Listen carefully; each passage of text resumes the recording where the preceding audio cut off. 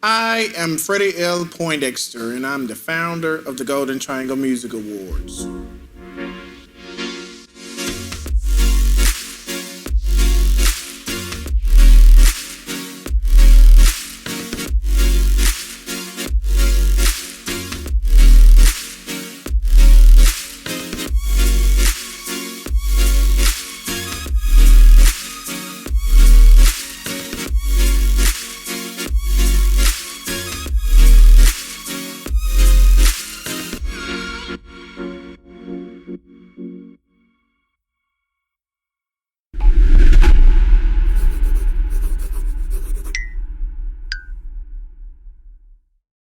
The Golden Triangle Music Awards is an independent award show designed to give back to artists who are not listed on a label. So we look at those people who have talent, that the ordinary people who sing in their churches on Sunday mornings, the choir directors in the church on Sunday mornings, the old lady that sits on the second row that leads devotion every now and then. We look at those people. We try to honor and recognize them for the services that they offer, while also honoring those who do consider themselves independent artists. So your quartets and your choirs and your praise teams, those artists, as well as solo artists and youth. Everyday people who may never get a Grammy, who may never get a Dove, who may never get a Stellar Award, they have an opportunity to come together with their peers and people that they look up to and that they travel with or do church with or do ministry with and be celebrated. I can't even remember how I got introduced to the GTA Awards, but I do remember why I fell in love with it. I fell in love with the GTA Awards because it just embodies who I am as a shepherd. One of the things that I take pride in is walking my people through life. I believe that when you have a pastor, that you should never go through life alone, no matter where life takes you. So one of the things about the journey of life is celebration, being able to celebrate others and to affirm others. And that's what I believe the GTA Awards does. It is not cliquish. It is not specific driven. If you have a gift, then we celebrate you at the GTA Awards. And that's who I am. I believe in celebrating everybody, touching everybody. Everybody deserves an applause. Everybody deserves encouragement. Everybody deserves somebody smiling at them and saying, man, you did that. You killed it. You were amazing. So I can't remember when I got introduced to the GTA Awards, but I know without a doubt the reason why I fell in love with it. We were invited to the GTA Awards back when it was per se smaller, and it was at a church in Mississippi. Freddie invited the Anointed Brown Sisters to come, and we went, and I was like, this is like a award show. I think what makes us different as an award show is the fact that we are more of a church-based music awards. We celebrate ministries in the church. So I kind of picture the show as a Sunday morning service. So the things that you see happening on a Sunday morning are the things that you will see happening at the GTA Awards. So, you got your praise teams, you got your choirs, you got your mime teams, some churches have rap artists, some churches have quartet artists, as well as solo artists. And then when you get to honoring those people, you got to look at the people who serve over those ministries. So there comes your choir directors and your music directors and your, what we call them nowadays, MDs. But back in the day, we were just ministers of music. So I think what sets us different is the fact that we honor people who serve in all of those capacities within the church versus some of the other award shows that only cater to quartet or only cater to solo artists. Like 2016, we saw Freddie at an event in Macomb, and I knew him, but I didn't know why I knew him from the mass. But I didn't go to the GTA Awards. right off the bat. Quita went first. And then the year after that, we all went. The whole family, the group went. My first GTA experience was 2018. And ever since that moment, I tell people all the time, GTA, every year we go a little bit higher. It's not only just the people that is on the show, but it's actually the visual. If, people was deaf and could only see, they be like, oh my God. The lights and just everything, it just flows. When we started, some 13, 14 years ago, there was nothing else happening like that. The only award shows you heard of back then were the bigger award shows, such as the Stellars and the BET Awards and the Dove Awards, things of that nature. You didn't hear of many independent award shows happening for people on what we call the local level. So I think we were kind of inspired. I won't say kind of. I was inspired by the Stellar Awards. Being able to attend, being able to network and meet friends there, to get a behind the scenes look, to kind of see how the red carpets are set up, to see how the lighting is set up, to see how the stages are set up. I was able to go in and see all of this behind the scenes stuff, which inspired me to be able to bring that back, because we have so many artists or so many independent, I'll just say we have so many individuals who will never see that level. They'll never go to the Stellars, they'll never go to the BET or the Dove Awards. So the only thing they know is what they see on TV. So what we decided to do was bring that experience to them. So since you can't go, we'll bring it to you and we'll make it affordable. You go to something like that, you're looking to spend it anywhere from $125 to $150 a ticket, depending on where you're sitting. So not only did we bring the experience to them, but we brought it to them at an affordable rate. And that's the one thing I always strive to make sure we keep. Regardless of where we go, regardless of how much we grow, times are changing, things are a little bit more expensive now. But I always want to do this show with the people in mind. It is definitely I put it up there with the BET Awards. It is awesome, and for years to come, I can't wait to see where this goes.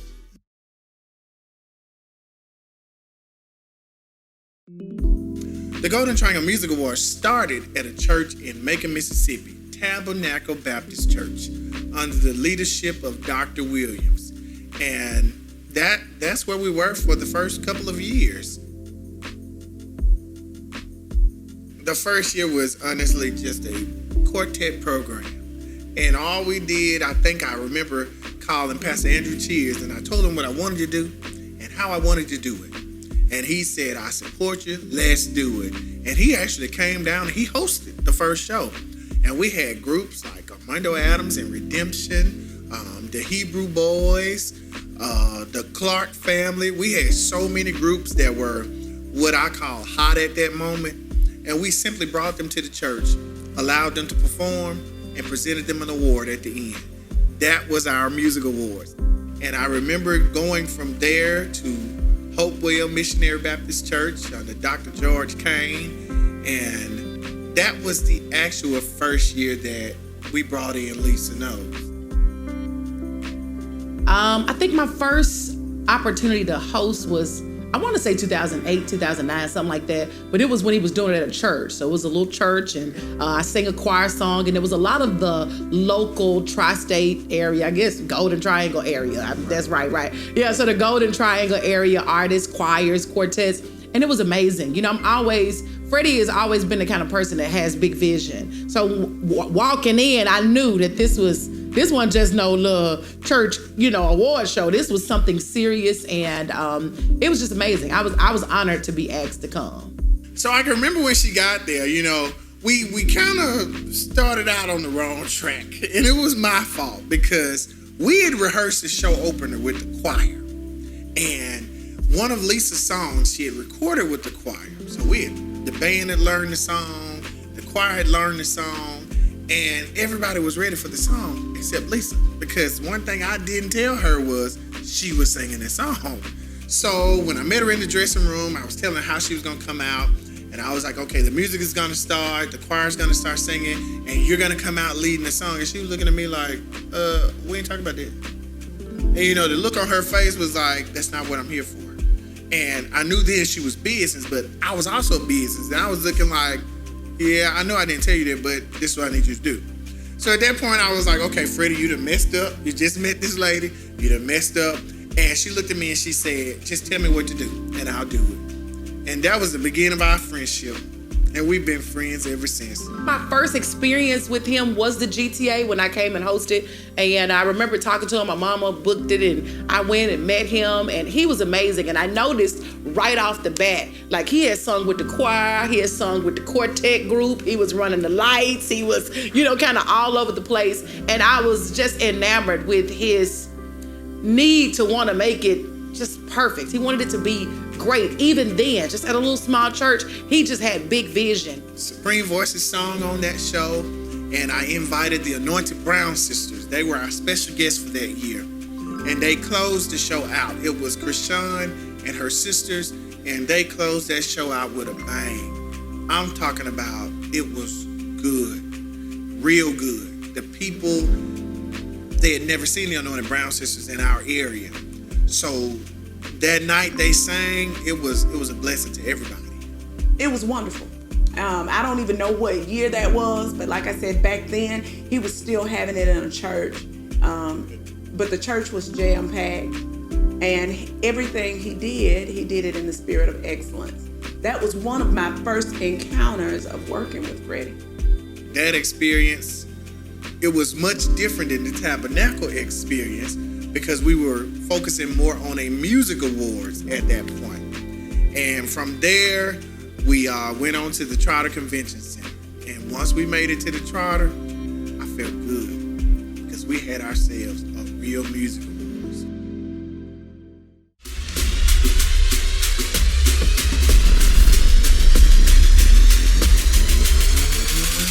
Yeah.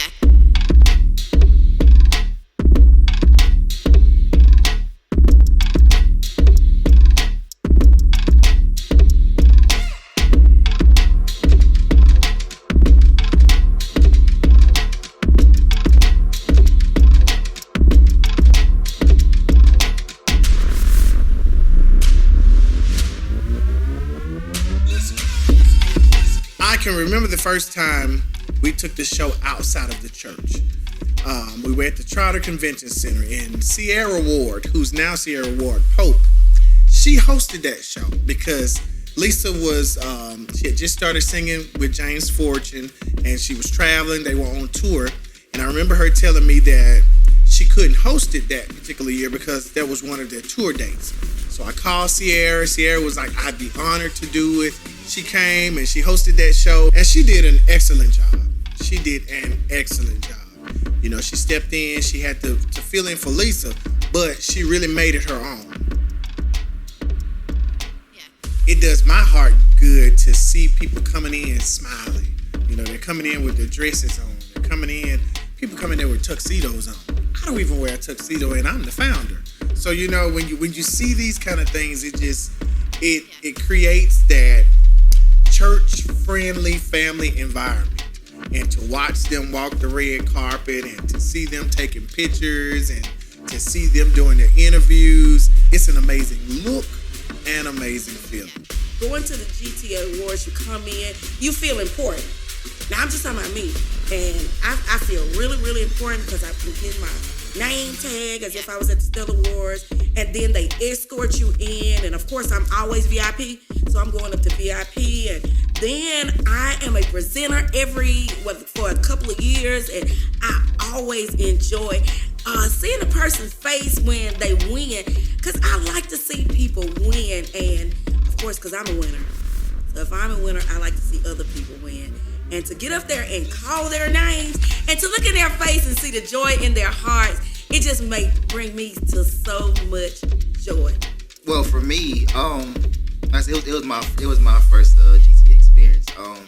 I was, of course, impressed. I was, looking at all the playing parts. I guess very observant. So I'm sitting there looking at. Of course, you see Freddie running here and there. But like overall, I was, I'm texting them like, hey, y'all gotta come to go to Triangle Music Awards. It's an awesome experience. Like, y'all gotta come next year. Everybody gotta be here. I was impressed and I was fascinated the entire time. The show was the biggest it had ever been. And I just felt like things were just working. Yeah. Connections were being made. And those connections, like with Krishan Smith, Daryl Petty's, Lisa Knowles, all of those connections were turning into friendships. And all I could see was the show just getting bigger and bigger from that point, because it's like God was blessing us, we were elevating, and everything in my head, I was thinking, it can only go up from here. It can only go up from here. And just when I thought that, it was like everything we had built, everything we had worked for, everything that I had struggled to try and get us to where we were, it's like it was all just ripped from under us. And it hit us in the face like boom.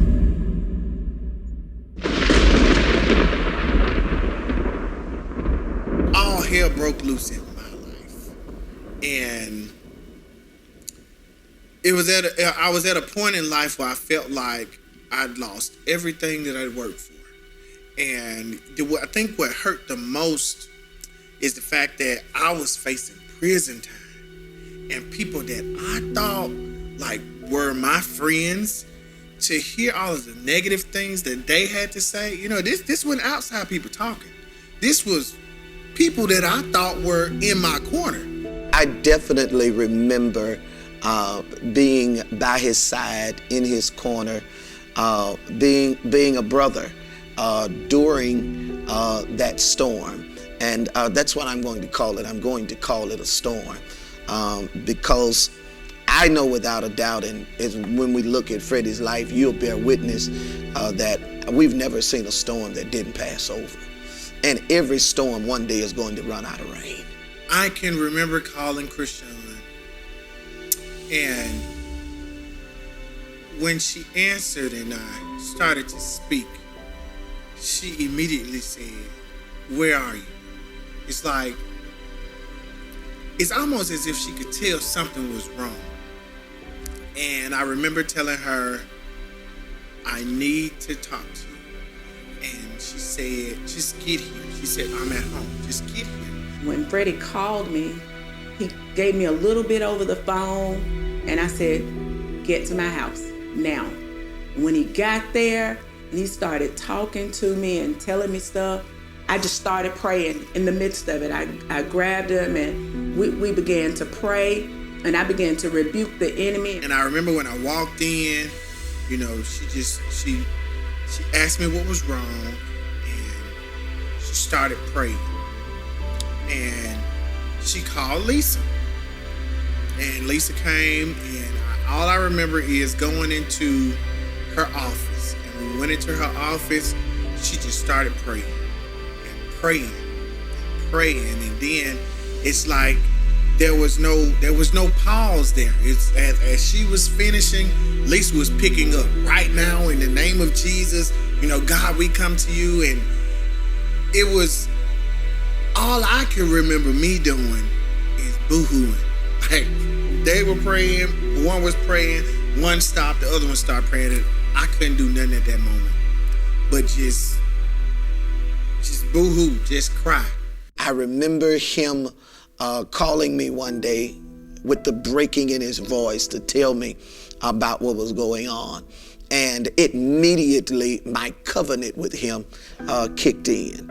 And again, when I talk about covenant, again, connected to someone is to know them, but covenant means you are them. And his storm became my storm. He said, "I'm concerned about you. I'm not worried about what the people in the street got to say. I want to know, is Freddie okay?" And so we're talking about covenant. There are two things that covenant comes with. Number one, covenant comes with covering, and then covenant comes with communication. When I'm faced with an unpredicted, unfair storm, I need covering. I need covering. I need somebody to protect me, because at that moment I remember him being so vulnerable. I remember him almost making adjustments to his life as if he wasn't gonna live through it. And my covenant steps in. And he did the same thing. I found myself in prayer, with him and him praying and saying, we're going to get through this. We're going to make it. We're going to get through this. God got you and we got you. I'm just as honored to be his friend this day as I was that day. I was honored to be his friend that day, and I pray that God will allow me and grace my life with the Freddie Lee for the rest of my life. It was at that moment that I realized that when you can't pray for yourself, God will put people in your life that can petition him on your behalf.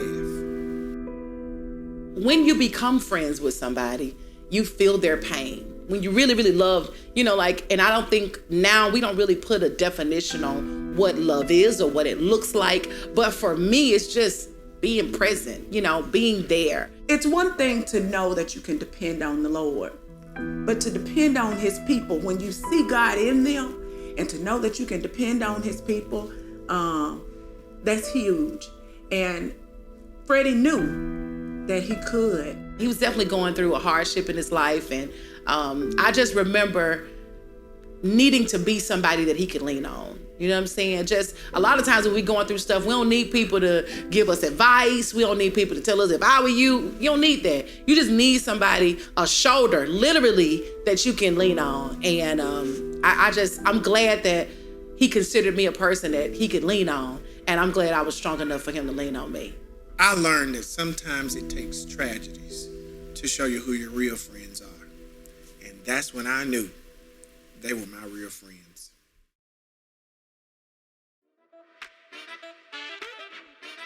So let's talk about these hosts. Let's talk about Lisa and Patty. Yes. Oh, Freddie, what is it? Let me tell you something. I can't nobody in this world call them what I'm about to call them. What's that? But them two fools. There's two fools. Lisa is my friend. Pettis is my friend. And man, we've been rocking for a long time. So, we've had people ask us in the past, are you ever going to bring other hosts? Are you ever going to bring other hosts? Are you going to keep the same hosts? Are you going to keep the same host? Them two going to be with us till they can't be with us no more. With things getting bigger and better each year for us, I was still trying to figure out a way to make the show even bigger, even better. So there comes along another host. Lisa had been the face of the show. When things went out, it had her face on it. So I wanted to make it even bigger. So I reached out to my friend, Pastor Darrell Pettis. And I was like, look, he said, I don't know what took you so long to call me no way. I didn't want to do it. And I was like, well, now is your chance. So we brought Pettis in. 2016, I remember getting asked to co-host with my twin, the famous Pastor Lisa Knowles Smith. And I was I nervous? No, Darrell Pettis, you ain't never been nervous. You just get nothing. But I think I was a little bit, let's just say anxious. I was a little bit anxious, but what calmed me is knowing that I was standing beside my twin, my childhood friend. Lisa and I were raised together, and she was already doing it, and to know she was there, I had no fear in the world. And I was excited to be able to introduce. Most people know the preacher, know the psalmist, and know the artist and all of that, but I was able to really allow people to fall in love with my personality and who I am and what I enjoy doing. And I enjoy nothing more than causing people to laugh, relax, and just enjoy themselves. We brought in Pastor Pettis and we brought in Lisa, and they linked together, and the connection was just everything. I'm talking about from the comedy to the laughter, to the ministry. Like, they give you so many emotional feelings all in one show. Well, it's all about chemistry. It's all about chemistry. The chemistry that Lisa and I have. I'm not sure I would have it with somebody else. It goes back to what I was saying about connection and covenant. One of the things that comes along with being in covenant with somebody is trust. You know, being able to trust one another. And believe it or not, Lisa and I, we never rehearse our lines. We never rehearse what we're going to do. We just trust each other. And if one goes out there, the other one is going, and then we all have a great time together.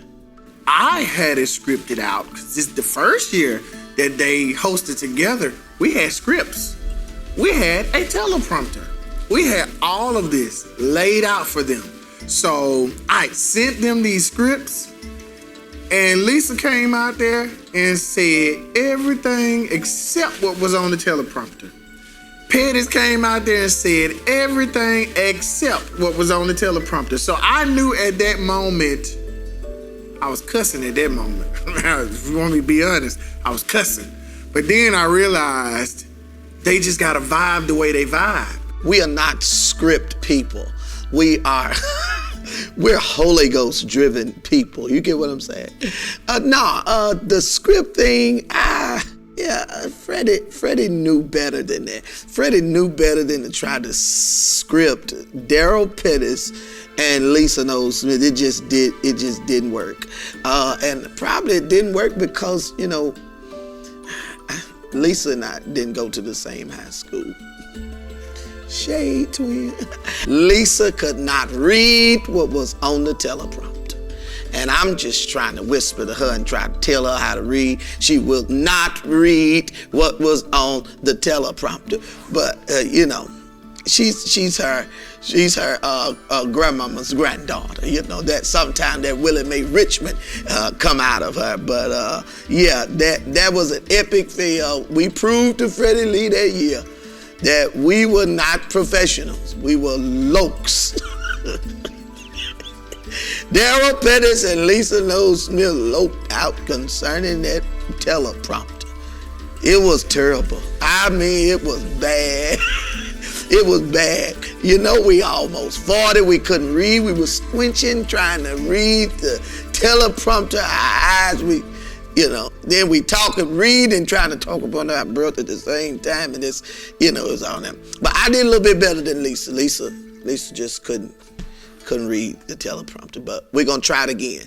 We're going to try the teleprompter again real soon.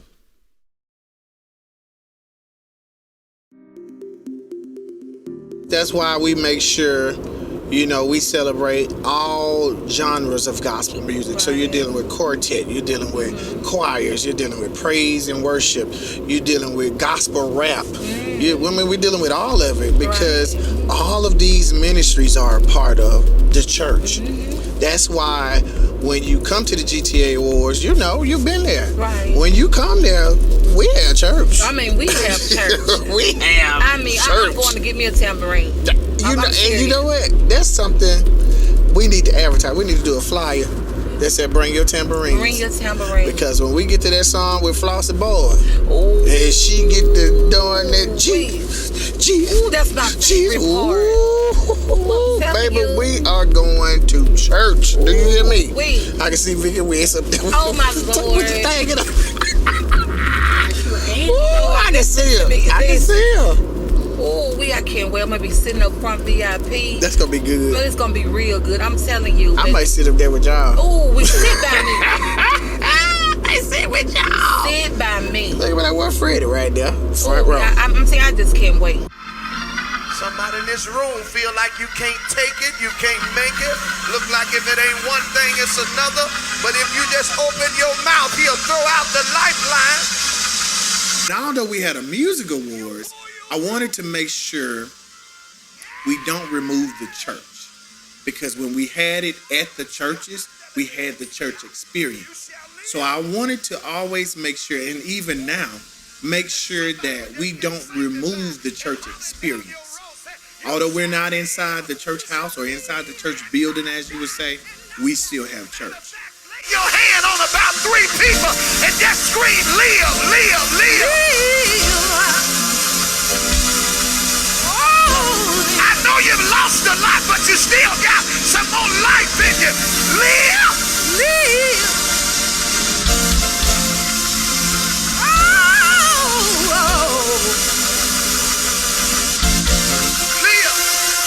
I know they left you, but get up and live. I know you ain't got what you used to have, but get up and live. There's still some life left in you. I think that's the different thing about them, because although they laugh and joke, although they get you with the songs, Right. at some point in the show, they gonna take you to church. Now talk about that. Every single year, I literally sit back to wait for the moment, and they don't. It's not like a rush moment, because I know one show I was like, okay, it ain't gonna happen. Okay, it ain't gonna happen. I'm like, it was moments where I thought we should have went to church, Right. and we didn't go. I was like, okay, Lord, and we got almost to the end of the show. And I really think that was our last year at the Trotter. And I was sitting there like, okay, Lord. Okay, when you gonna move? Okay, Lord. And then I finally made up in my mind, okay, we ain't gonna go to church tonight. And it's like right when I said it, that's when the Holy Ghost fell in that place. And Lord, when it fell, it started with Lisa, and it went over into Pettis, then it jumped back to Lisa, then it went back over into Pettis, and before I knew it, the whole audience was gone.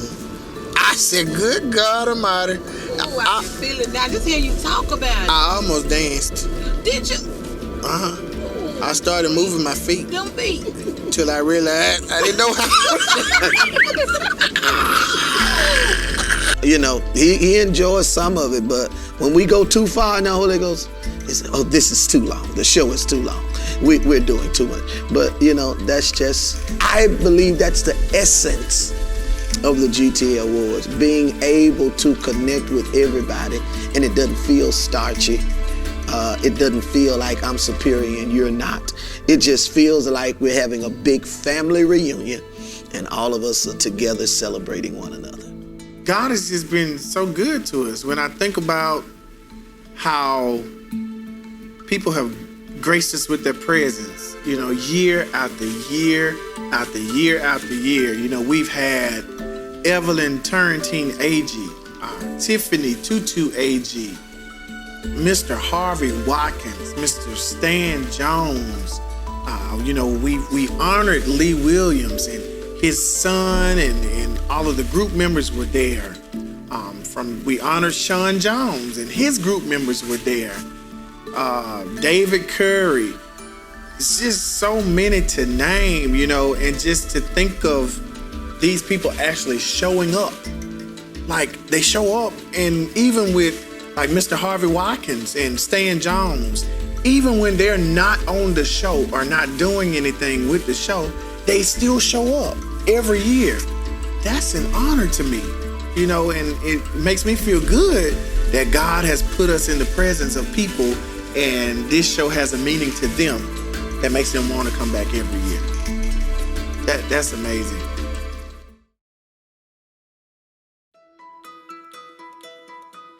I see the GTA Awards being hosted in different states. That's what I'm looking forward to, because we packed out casinos, we packed out the convention center, we packed out churches. We could take it to another state, take it to a big theater, pack that out. And we just keep going and keep going. It's going to get bigger and better every year. Freddie, you know how I feel about you.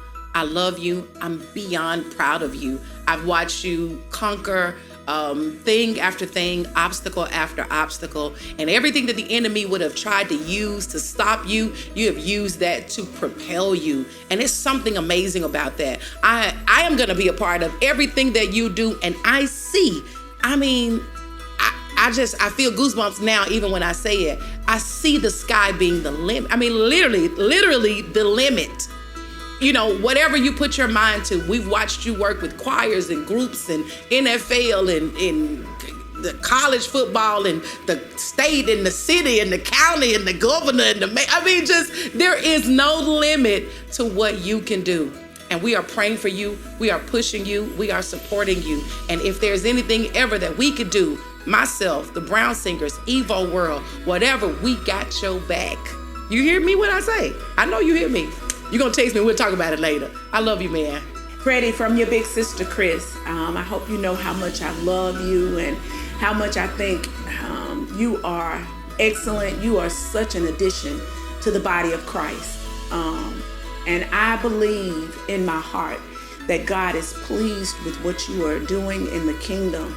And you do everything like I believe he would have us to do it, in the spirit of excellence. And everything that you do, and you do it for him, you do it wholeheartedly.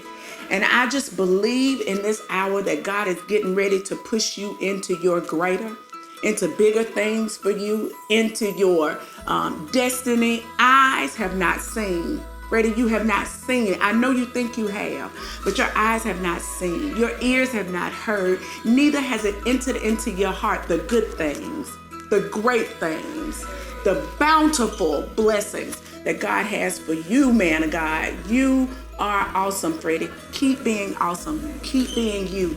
Keep being the authentic Freddie Lee Poindexter. Who else can go to a program with a head rag on year after year, after day after day after day, after wearing long braids down his back? Huh? Now you rock a do-rag. Boy, you better do it. I love you, Freddie. And I thank God for being a part of your life. I know you want it to be big, so I would like to see Shirley Caesar there, Joyce Myers, T.D. Jakes, Donna Lawrence, and all those type of people come to the GTA Awards in one day, because I've seen your plans. I've seen it. We have shared them with me, and I've seen where you want to go in a vision. So listen, I'm gonna push you to the limits. I don't care what it look like, feel like, or even is. We're going all the way to the top, and we're going together. I believe in you, Freddie, and I believe you gonna do it. And I'm gonna be right there with you, beside you, in front of you, and behind you, all the way. Freddie, my friend and my brother, let me just say this to you. Never conform to a room. You are bigger than any room.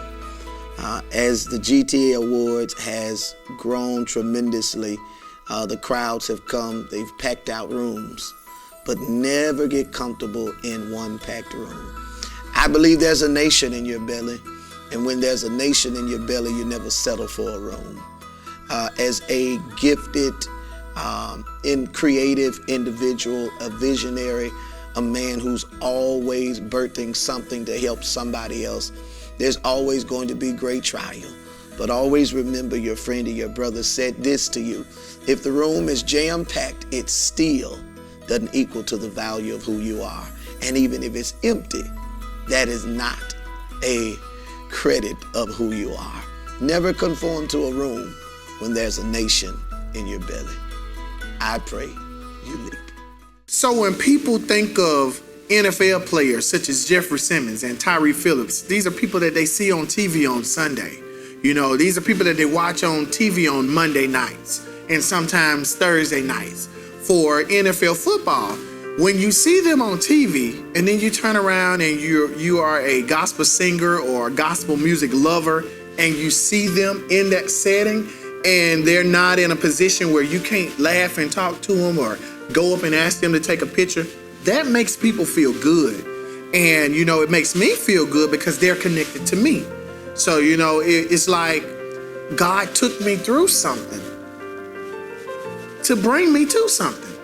He took me through those trials to connect me with all these other folks. And it's like now everybody that he connected me to during those trials are a part of the Golden Triangle Awards. And I just thank him for it because the experience is so amazing. I'm just getting excited just sitting here talking about it. Everybody's here. So, you got all of your out-of-town people here. And guess what? Now we got a whole lot of people from the Golden Triangle here. So it took us to go through those seasons of change to really paint the picture to the people locally to let them know this is for you. This all started as something for the Golden Triangle. So it feels amazing to me now to look out in the audience and see people such as Pastor Armando Adams and Pastor Alfonso Bowen, and just people from the Golden Triangle. It feels good to look out and know that these people are from where you started this to be, and they're here supporting it now. That feels good. Even when I look at Pastor Alex Jackson and Lawrence Robinson and Antonio Brown, these are people that I was with years ago, and now they are a part of what we're doing. So it's like God just connected everybody to me that needed to be connected, and he disconnected everybody that didn't need to be connected. And because of that, we're here today, and everybody's working together. You got them back there running media. You got Morocco running everything. You got the sound guys. You got the camera guys. You got the lighting guys. It's just like he put all of the pieces of the puzzle together to make what we have now successful.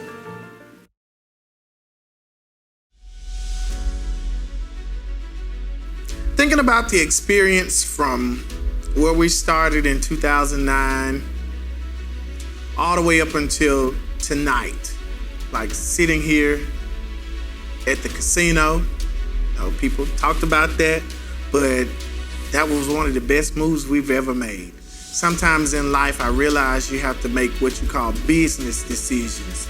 And coming to this facility was a business decision.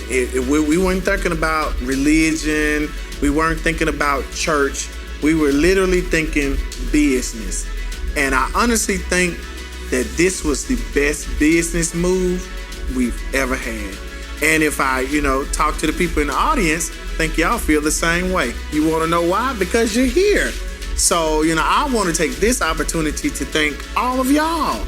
Because if it had not been for y'all buying tickets, sharing flyers, just talking about it, texting your girlfriend, hitting your homeboy up and saying, let's go. I think we need to go. I think we need to be there. If it had not been for you all, we would not be as successful as we are tonight. So I just want to say I appreciate you all. And I don't like to use the word I, because it's not about me. It's about my team.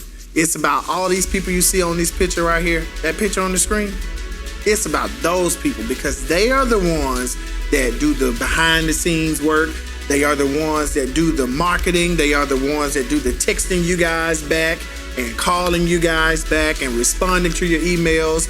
It takes a team of people to pull off something of this magnitude. So I just want to say I appreciate you guys. I hope you have enjoyed watching this. And guess what? The next episode starts next year. God bless y'all.